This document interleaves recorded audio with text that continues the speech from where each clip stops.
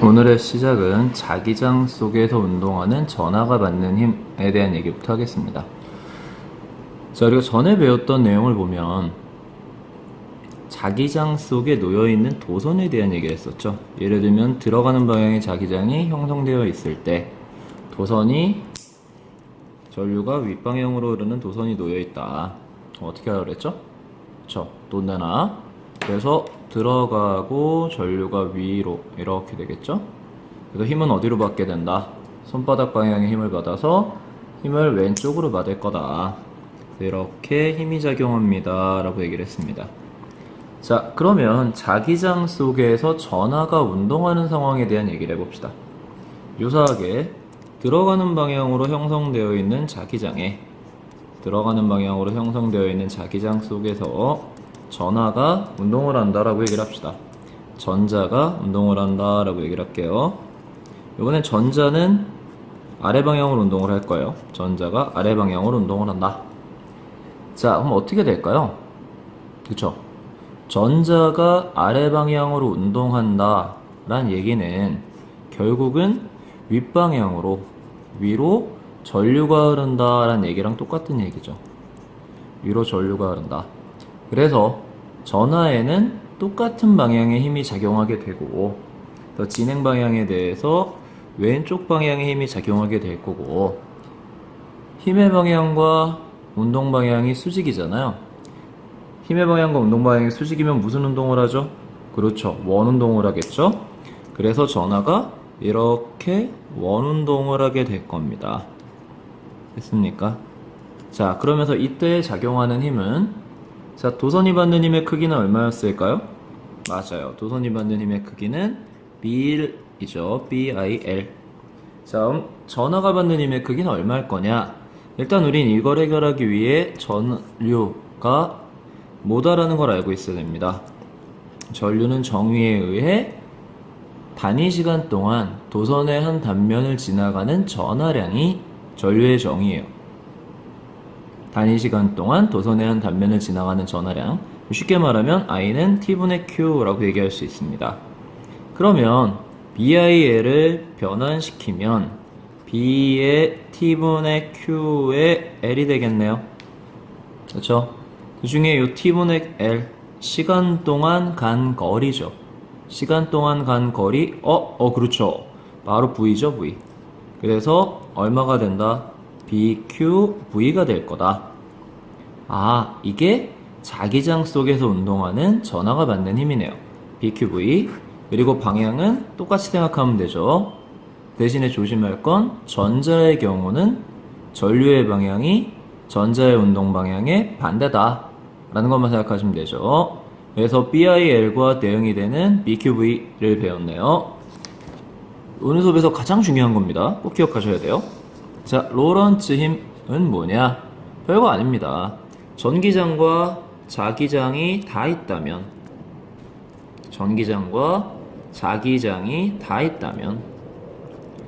자, 거기서 운동하는 전하는 무슨 힘을 받을까요? 그렇죠? Q2의 전기력과 그리고 우리가 위에서 배웠던 BQV의 자기력을 받겠죠. 그래서 이 두 힘을 합쳐서 그걸 뭐라고 불러요? 로런츠 힘이라고 얘기를 합니다. 그냥 자기장에서 운동하는 전하와 전기장에서 운동하는 전하와 자기장에서 운동하는 전하에 작용하는, 즉 전하가 받는 모든 힘을 얘기하는 거겠죠. 전하가 받는 모든 힘, 그게 로런츠 힘이에요. 그냥 정의만 알고 계시면 됩니다.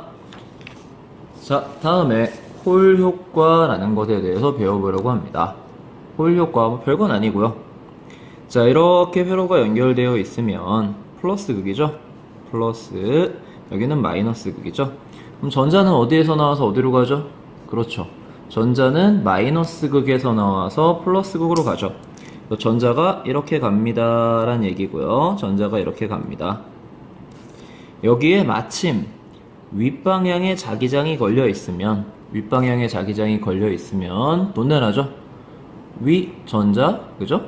그리고 전류의 방향은 전자 방향 반대, 요렇게 되겠죠. 잘 안 보이네요? 이렇게, 그죠? 자, 그래서 어느 방향에 힘을 받게 될 거다? 그림처럼 왼쪽 방향 힘을 받게 될 거다. 그래서 나중에 전자들은 다 여기에 가서 전자 쌓이겠죠. 자, 그럼 전자가 많으니까 전위는 높아요, 낮아요? 그렇죠. 전위가 낮죠. 그래서 여기는 전위가 낮다. 여기는 전위가 높다. 그 상황을 도선으로 연결하게 되면 전류가 흐릅니다. 라는 얘기가 되겠네요. 그렇죠? 그게 그래서 홀 효과입니다. 그냥. 결국은 뭐예요? 돈데나를 얼마나 잘 적용하느냐의 문제인 거죠. 그냥. 네. 돈데나를 잘 적용하고 전자가 많으면 전위가 낮다. 라는 얘기인 거죠. 그냥. 자, 그 다음 자기장 속에서 전하가 받는 힘을 이용하는 장치 중에 하나인 사이클로트론입니다. 사이클로트론이라는 장치는 뭐냐? 우리가 일명 가속기라고 얘기하는데 요 사이에서는 전하를 가속시켜요. 전하를 가속시키고요. 그 다음에 양쪽의 이 영역 파란색으로 칠하겠습니다. 요 파란색 영역에서는 전하가 원운동을 해요. 파란색 영역에서는 전하가 원운동을 하고요. 빨간색 영역에서는 전하가 가속도 운동을 합니다. 빨간색에서는 전하가 가속도 운동을 해요. 자, 그러면서 이 전하가 자기장에서 원운동을 하지 않습니까? 그래서 즉 원운동할 때 필요한 힘이 뭐죠? 그렇죠. 구심력. 그래서 구심력이 뭐가 구심력의 역할을 할 거냐? 자기장 속에서 전하가 받는 힘, 자기장 속에서 전하가 받는 힘 얼마였죠? BIL 비슷한 거 뭐다? BQV죠. BQV가 구심력의 역할을 할 거다. 원운동 꽤 오래됐잖아요. 여기 시험 봤을 거 설마 기억하겠죠? 그죠? 구심력 뭐였더라? 기억이 나나요? 그래요. 구심력 얼마? R분의 MV 제곱이죠. 자, 그래서 이걸 정리해주면 V 지워지고요. 그쵸? 자, 반지름 R는 BQ분의 MV가 됩니다. 그리고 재밌는 현상 중에 하나는 뭐냐면 V가 다시 뭐죠? 시간분의 거리죠. 그래서 한 바퀴를 도는데 걸리는 시간을 편의상 우리가 T를 V분의 2파이 R이라고 하면 자, V 대신에 T분의 2파이를 집어넣을 수 있겠네요.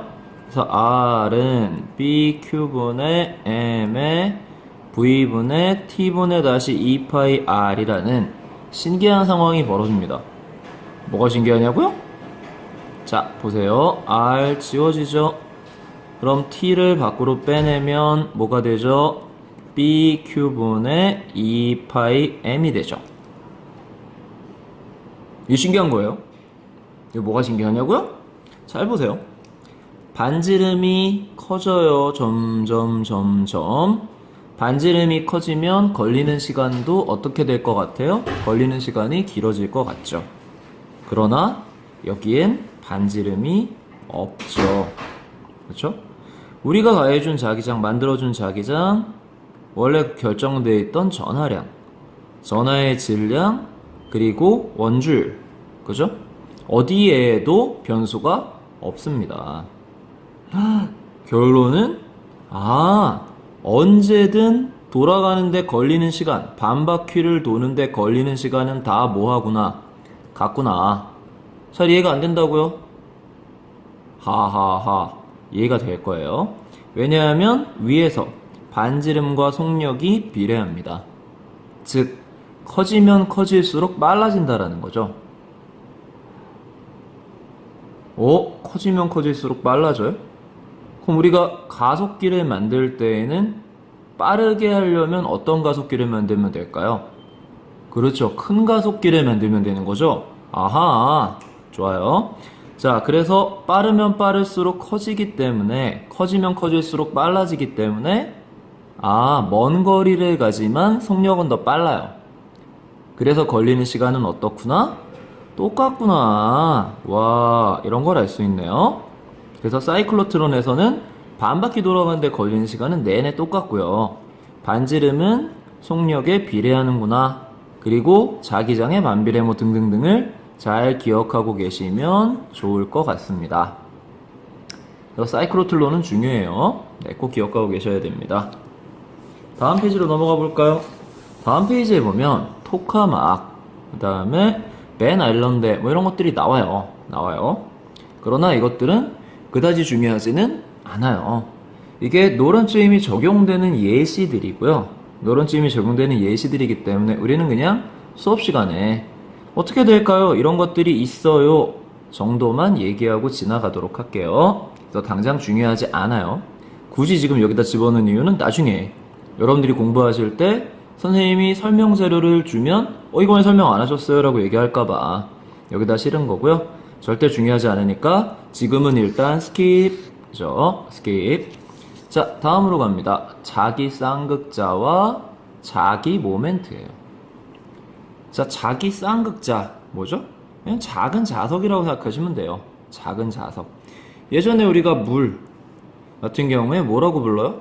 플러스 마이너스가 몰려있는 전기 쌍극자라고 얘기를 하죠. 그래서 이렇게 작은 자석이 있다면 자기 쌍극자고요.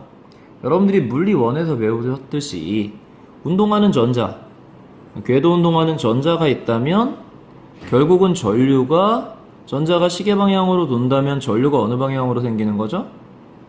그렇죠.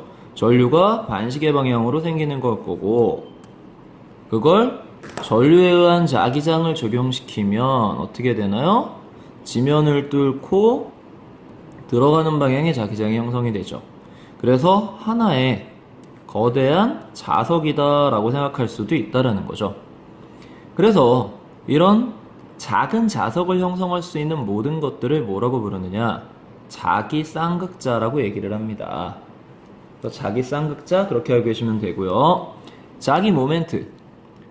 우리가 자기장 속에 놓여있는 전선에 작용하는 도선에 작용하는 자기력 어떻게 구했죠? BIL이죠. 자, 이번에는 자기장 속에 놓여있는 도선이 만약에 네모라면 어떻게 할 거냐 이런 얘기죠. 만약에 네모라면 어떻게 할 거냐? 어떻게 할까요? 네모는 L이 아니잖아요. 그럼 단면적이 A라고 가정을 해볼게요. 그럼 가장 쉽게 할 수 있는 생각이 뭘까요? 그래요. B 전류가 방대네요. B, I, L이었으면 길이가 L이니까 L이었을 거 아니에요. 여기는 면적이 A가 놓여있으니까 뭐라고 하면 될까요? BI, A라고 하면 되겠죠. 별거 아니나요? 그래요. 원이면 뭐 원의 단면적 하면 되고 BI, A 하면 될 것 같아요. 그때 이 AI를 뭐라고 부른다? AI를 자기 모멘트라고 얘기를 합니다. AI를 자기 모멘트라고 얘기하고요. 이때 자기 모멘트의 방향은 우리의 따봉이죠. 따봉을 적용시키는 방향과 똑같아서 이럴 경우에는 어느 방향이 된다? 지면을 뚫고 들어가는 방향에 자기 모멘트가 생깁니다. 별다르게 어렵지 않은 얘기네요. 그렇죠? 자, 그러면 이제 마지막으로 자기 모멘트에 대한 마지막이 아니라 마지막에서 두 번째네요. 네, 자기 모멘트에 대한 예를 좀 얘기를 해봅시다. 자, 지금처럼 원형 전류예요. 그죠? 요렇게 시계 반대 방향으로 돌고 있죠? 자, 그때 자기 모멘트는 얼마일까요? I겠죠? AI. 그리고 방향은 어떻게 될까요? 그쵸, 따봉을 적용시키면 되니까 이렇게 돌았을 때 이쪽 방향에 자기 모멘트가 형성될 겁니다 라고 써놨네요. 뮤라고 보통 이제 쓰기도 합니다. 자, 그러면 만약에 이 도선이 자기장에 들어가 있으면 어떻게 될까요? 란 얘기죠. 자, 지금처럼 이렇게 시계 반대 방향으로 전류가 흐르고 있다면 감아주시면 이쪽이 N극이 되게 되죠. 그리고 실제로 여기서는 자기력선이 이렇게 생긴 것으로 보아 어디가 N극이에요? 자기력선은 어디, 뭐의 방향? 나침판의 N극이 가리키는 방향? 아, 그럼 여기가 N극, 여기가 S극이겠구나. 그럼 간단합니다. 이 자석이 있다고 생각하세요. N극이 여기 있는. 그럼 볼펜의 끝이 N극이라면 그 자석은 어떻게 배열하고 싶을까요? 맞아요. 이렇게 배열하고 싶겠죠. 그렇죠? 왜? 위에가 S극이니까. S극 보이죠? 네. 좀 더 옆으로? 그래요. 자, 그래서 요렇게 배열해야 될 거예요. 그러니까 힘의 방향이 어디예요? 이렇게 작용하는 거죠. 그래서 지금 보시면 이렇게 놓여 있을 때 회전 방향은 어디다? 이렇게다. 그냥 N극이 S극을 바라보는 방향이 되겠다라는 간단한 얘기고요. 실제로 이 방향, 회전 방향이 문제가 된 적은 수능에서는 없어요. 그냥 수능에서는 항상 자기 모멘트 뮤가 AI다. 방향은 따봉이다. 정도가 다인 거죠. 우리 수연이가 이걸 보고 올지 모르겠네요. 따봉 좋아하는데. 네. 어쨌든. 자, 이제 마지막입니다. 자성에 대한 얘기고요. 자성에 대한 얘기고요. 자, 원래는 물리 1에서 배워야 되는 얘기이기 때문에 이야기가 좀 길어요. 그러나 지금은 요약 정리이기 때문에 짧게 정리를 해드리면 자성은 일단은 전자의 운동 때문에 생깁니다. 그래서 전자의 궤도 운동이 있고 스핀 운동이 있죠. 전자의 스핀 운동이 있고 전자의 스핀이 있고 이 둘 중에 궤도 운동은 뭐다? 상쇄가 될 거고요, 주로. 스핀은 한 방향 스핀만 가지고 있는 경우. 한 방향 스핀만 가지고 있는 경우에 남아요. 그래서 주로 전자의 스핀에 의해 자성을 나타내게 되고요.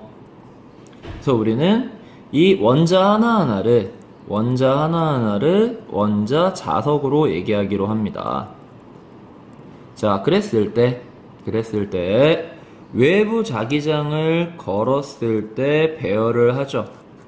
배열을 해요. 요렇게 해서 SN, SN, 그리고 SN, SN.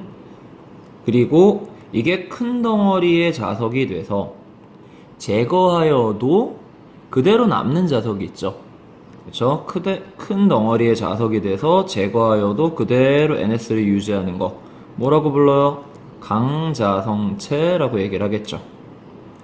그 다음에 외부 자기장을 걸었을 때는 배열을 하지만 배열도 완벽하게 되는 게 아니라 뭔가 약간 랜덤하게 배열을 하지만 제거하면 어떻게 되는 랜덤해지는, 그죠? 랜덤해지는 뭐 이런 것들을 뭐라고 얘기할 수 있다? 상자성체라고 얘기할 수 있겠죠. 상자성체. 그리고 자기장을 걸었을 때 되려 반대 방향으로, 외부 자기장의 방향에 반대 방향으로 좌화되는 이런 걸 뭐라고 부른다? 반자성체라고 얘기를 하고요. 일반적으로 뭐가 제일 많으냐? 반자성체가 더 보편적인 성질이에요. 왜냐? 여러분들은 이미 물리원을 배우셨으니까 외부 자기장을 걸었을 때 항상 안쪽에 도와주는 방향으로 생기나요? 방해하는 방향으로 생기나요? 그렇죠. 방해하는 방향으로 생기죠. 그래서 뭔가 반자성체가 더 일반적이다라는 걸 기억해 줬으면 좋을 것 같아요. 네. 블록 수업 끝나고 다음 시간 이제 정상적인 수업인데 꼭 미리 공부하시고 와주셨으면 합니다. 여러분들이 느끼셨겠지만 항상 미리미리 공부해야 덜 힘들죠. 그렇죠? 네. 화이팅이에요.